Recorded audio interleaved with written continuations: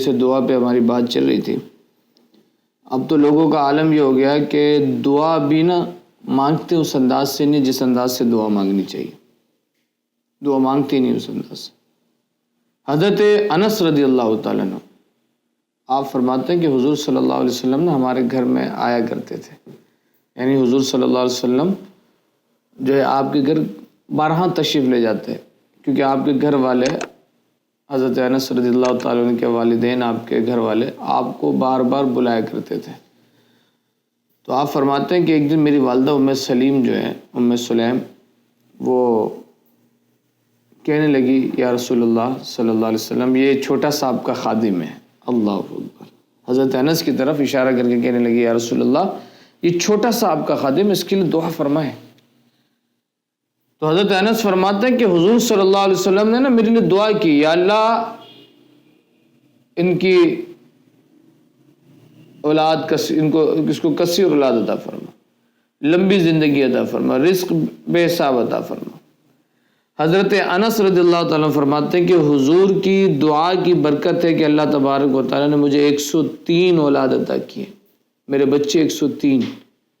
آپ فرماتے ہیں کہ لوگوں کے سال میں ایک بار کھیتی میں پھلایا کرتا تھا، میرے سال میں ایک سال میں میری کھیتی میں 2 بار پھلایا کرتے تھے۔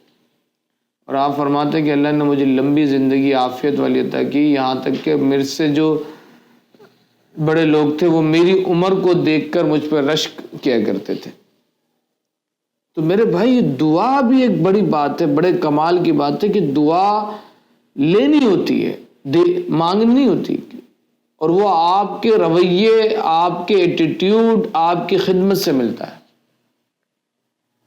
میں ہمیشہ سے ایک بات کہتا ہوں، خدا خدمت سے ملتا ہے، ہاں خدا ملتا ہی خدمت سے۔ خدا کے پانے کے راستے خدمت ہے، محبت ہے، احترام ہے، جو کہ آج ہمارے لب و لہجے سے ہماری زندگی سے ہٹتا چلے جا رہا ہے۔ ہمیں کچھ ایسے لوگ ٹکرا گئے، ہم ایسے لوگوں کو سننے لگ گئے کہ جن کے مزاج، الفاظ، اقوال، افعال، احوال کے اندر ادب چھلکتے ہی نہ ہو۔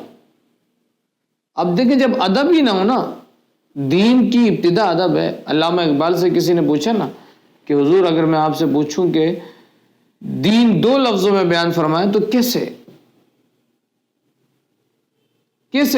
آپ کیا تعریف کریں گے دین کی؟ تو آپ نے فرمایا میاں دین کی ابتدا ادب ہے، انتہا عشق ہے۔ کیا فرمایا؟ ابتدا ادب ہے، انتہا عشق ہے۔ آج ہم سے ادب ہی نکل گیا۔ اب دیکھیں لوگ آقا صلی اللہ علیہ وسلم کا نام لیتے ہوئے ایسی ڈائریکٹ، بہت سے لوگ ایسے آپ کو ملیں گے، محمد نے یہ فرمایا، محمد نے یہ کہا، معاذ اللہ سما معاذ اللہ استغفر۔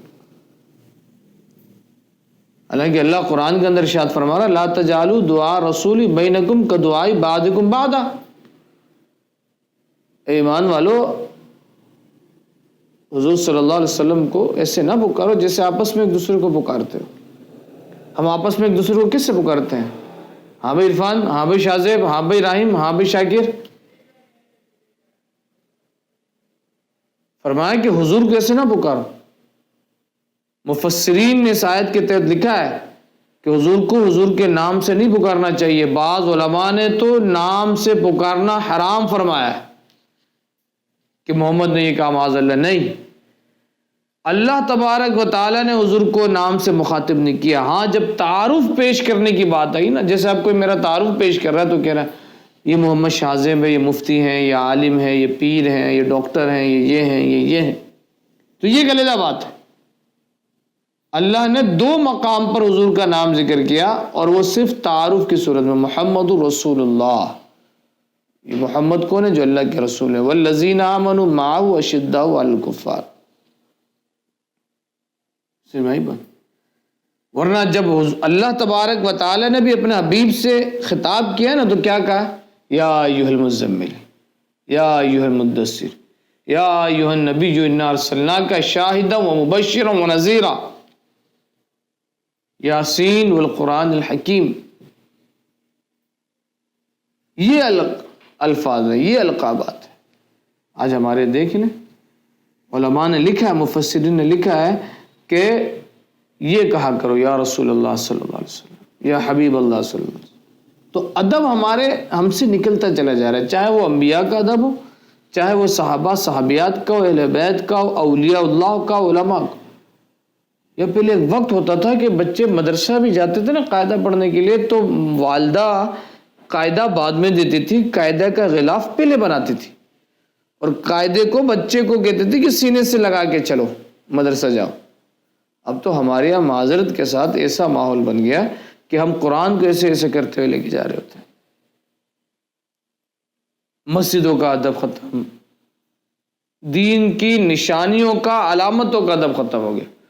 تو جس کی وجہ سے پھر کیا ہو گیا کہ آپ دیکھ لیں، اگرچہ ہمارے معاشرے میں نمازی زیادہ ہو گئے ہوں، نماز پڑھنے والے زیادہ ہیں، یا مسجدیں زیادہ بن رہی ہیں، داڑھی رکھنے والے زیادہ، لیکن دین کی روحانیت ختم ہو گئی۔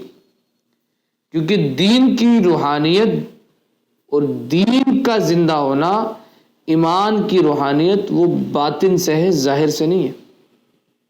آپ کو اپنا باطن پاک کرنا ہوتا ہے۔ تو دین پورے کا پورا ادب کے اندر ہے۔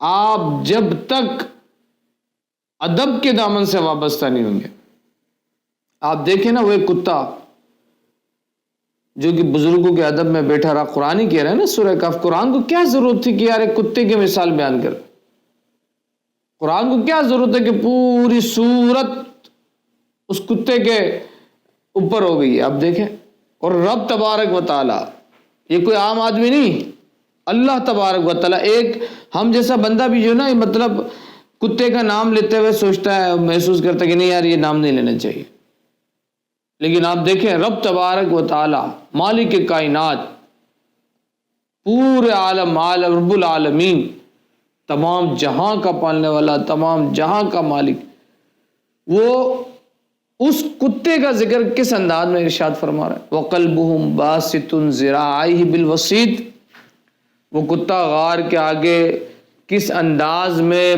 پاؤں کو پھیلا کر بیٹھا رہا، لیٹا رہا، اس کی ان غار والوں کے بزرگوں کی چوکیداری کرتا رہا، اللہ نے بیان کیا۔ کیا ضرورت تھی اللہ کو؟ اور وہ کتنا جو ہے کمال کا ہو گیا وہ، اور اس کی برکت کتنی ہوگی، شان کتنی ہوگی کہ اس کا ذکر قرآن میں آ گیا۔ اس سے بڑھ کر کوئی بات؟ تو میرے بھائی، دین پورے کا پورا ادب ہے۔ اگر دین سے ادب نکال دو نا تو پھر کچھ بھی نہیں بچتا۔ آج ہمارے ہاں معذرت کے ساتھ ادب ہی نکل گیا۔ لوگ پہلے ادب و احترام کے ساتھ بزرگوں کا نام لیا کرتے تھے، ادب و احترام کے ساتھ شعار اسلام کو اپنایا کرتے تھے۔ اب بے باک بے لگام گھوڑے کی طرح اپنی زبانوں کو دراز کرتے ہیں، اور کوئی اللہ کے ولی کی شان میں بے ادبی کرتے ہوئے نظر آتا ہے، کوئی صحابہ کی شان میں بے ادبی کرتے ہوئے نظر آتا ہے، کوئی اہل بیت کی شان میں بے ادبی کرتے ہوئے نظر آتا ہے۔ تو لازمی سی بات ہے، جب یہ بات یاد رکھیے گا کہ اللہ تبارک و تعالی جب کسی بندے سے ایمان نکالتا ہے نا، تو اس کو اس کے دل سے اپنے محبوبوں کی محبت کو نکالتا ہے۔ اچھا، جب اس کے دل سے اپنے محبوبوں کی محبت نکال لیتا ہے تو ان کی زبانیں دراز ہو جاتی ہیں، اور وہ اللہ والوں کی شان کے خلاف بات کرتے ہوئے نظر آتے ہیں۔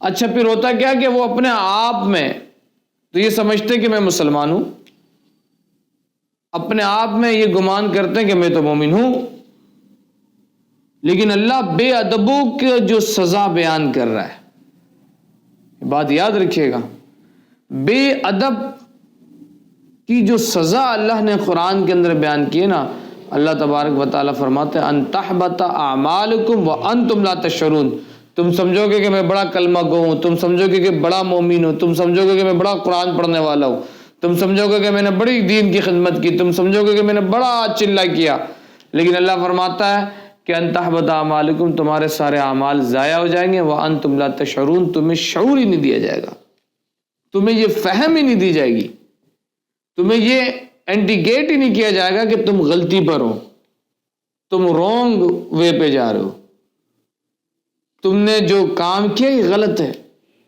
یہ سب سے خطرناک بات ہے بے ادب ہو.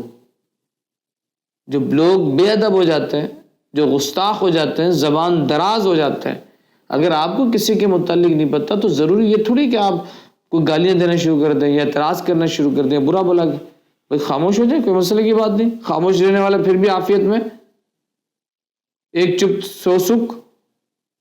ضروری ہے کہ آپ فلسفی اور اپنا فلسفہ جاننے لگے، نہیں یہ تو نئے نئے لوگ آ گئے تو ایسی بات ہے تو ویسی بات ہے. آپ کو کس نے قاضی بنایا؟ قاضی آپ اپنے آپ کے لیے بنے، لوگوں کے لیے نہ بنے. فیصلے آپ اپنے کریں، دوسروں کے نہ کریں. اپنا محاسبہ کریں. اگر آپ اپنا محاسبہ کریں گے تو کل اس کے حساب سے بن جائیں گے. لوگوں کا محاسبہ کریں گے تو پھر خطرناک ہو جائے گا آپ کے ساتھ معاملہ. تو میرے بھائیوں، ادب اپنی زندگی میں لائے. با ادب با نصیب، بے ادب بد نصیب. میں ہمیشہ سے بات کہتا ہوں کہ جو با ادب ہوتا ہے نا، اللہ تبارک و تعالیٰ ان کے نصیب کو اچھا فرماتا ہے. اور آج ہمارے معاشرے کو ضرورت ہی ادب کی ہے. آج ہمارے معاشرے کو اور کسی بات کی ضرورت نہیں. دین بھی بہت سیکھ رہے ہیں ہمارے لوگ، نیٹ سے ادھر سے ادھر سے سیکھ لے رہے ہیں. اگر کسی بات کی کمی ہے ہمارے معاشرے میں، ہمارے لوگوں میں، تو آج ہمارے لوگوں میں ادب کی کمی ہے. چاہے وہ بزرگوں کا ادب ہو، چاہے وہ اللہ والوں کا ادب ہو، چاہے وہ علماء کا ادب ہو، چاہے وہ انبیاء کا ادب ہو، چاہے وہ صحابہ کا ادب ہو، چاہے وہ اپنے ماں باپ کا ادب ہو، چاہے وہ اپنے بہن بھائیوں کا ادب ہو، چاہے وہ پڑوسیوں کا ادب ہو. ادب خوش اخلاقی کا نام ہے. ادب آپ کے رویے کا بہترین ہونے کا نام ہے. اور ادب بڑے کے ساتھ بھی ہو سکتا ہے، چھوٹے کے ساتھ بھی ہو سکتا ہے. تو آج ہمارے معاشرے کو جس بات کی ضرورت ہے وہ ہے ادب. اگر یہ چیز آ جائے نا تو پھر ساری برکات اللہ تبارک و تعالیٰ عطا کر دے گا. ساری برکات اللہ تبارک و تعالیٰ عطا فرما دے گا. تو میرے بھائیو، ہمیں کوشش یہی کرنی چاہیے. اور بات جیسے ہماری چل پڑی تو وہ یہی، آپ دیکھیں نا کہ حضرت انس رضی اللہ تعالیٰ کی والدہ جو حضور کی بارگاہ میں ادب و احترام کے ساتھ پیش کر رہی ہیں، خدمت کر رہی ہیں. بھئی خدمت سے ہی تو خدا ملتا ہے، اور کیا ہے؟ اور کس بات کا نام ہے دین؟ اگر ہم سمجھے تو دعا، میں پھر وہی بات کہوں گا کہ دعا لینی ہوتی ہے. کچھ لوگ ہوتے ہیں نا بڑی خدمت کرتے ہیں، ہم ہمارے مرید ہیں بہت سارے، لیکن کچھ ایسے ہیں کہ ان کی خدمت، ان کی باتیں ضروری نہیں کہ پیسے دے رہے ہوں، لیکن ان کا انداز، ان کے انداز محبت اور وقت پہ کھڑا ہونا، کام کرنا، یہ ساری چیزیں وہ بندے کو مجبور کر دیتی ہے کہ یار اس کے لیے دل سے دعا کی جائے. اب دیکھیں نا حضرت عثمان رضی اللہ تعالیٰ عنہ، آپ کی عادت ہوا کرتی تھی جب آپ مدینے سے جاتے نا تجارت کے لیے تو سب سے آخر میں حضور سے مل کے جاتے. یعنی سب سے مل لیا، اب سب سے آخر میں حضور سے مل کے جاتے.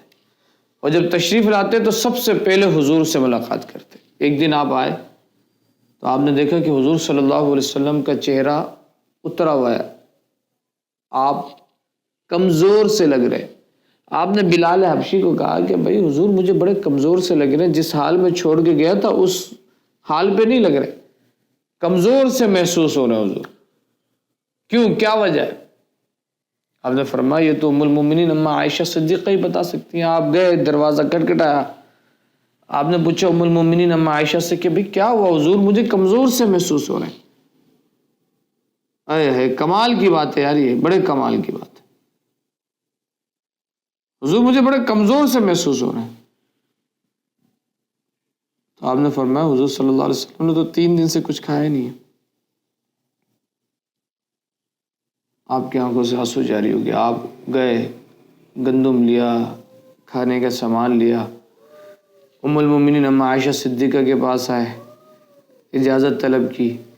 اس کے بعد اپنے ہاتھوں سے روٹی بنایا، سالن بنایا، سب کچھ بنا کے پھر مدینے آئے. حضور صلی اللہ علیہ وسلم کی بارگاہ میں صحابہ بیٹھے ہوئے تھے، سب کو ہٹایا اور حضور سے پھر کہا کہ یا رسول اللہ چلے میرے ساتھ، یا رسول اللہ چلے میرے ساتھ. صحابہ کو سب کو کہا کہ جاؤ اپنے اپنے گھروں کی طرف. آئے پھر اپنے ہاتھوں سے روٹیاں کو نوالا بنا بنا کے حضور کو کھلانے لگے. آنکھوں سے آنسو جاری تھے اور کہنے لگے یا رسول اللہ اتنی دولت یہ سب کیا ہمارے کام آنا ہے اگر آپ کو اس سے فائدہ حاصل نہ ہو. اور آپ نے ایسے اٹھا کے وہ اشرفیاں پھینک دیں۔ اما عائشہ صدیقہ فرماتی کہ میں حضور کو دیکھ رہی تھی، جب عثمان غنی چلے گئے نا تو آپ نے ایسے ہاتھ اٹھایا اور کہا یا اللہ تیرا محبوب تیرا حبیب میں محمد رسول اللہ صلی اللہ علیہ وسلم عثمان سے راضی ہوں، تو بھی اس سے راضی ہو جا، تو بھی اس سے راضی ہو جا، تو بھی اس سے راضی ہو جا۔ تو میرے بھائی خدا خدمت سے ملتا ہے، ادب و احترام اپنے اندر لائیں تو پھر آپ دیکھیے گا کہ کچھ تھوڑا سا عمل کریں گے نا تو اس کی بھی برکت آپ کو حاصل ہوگی۔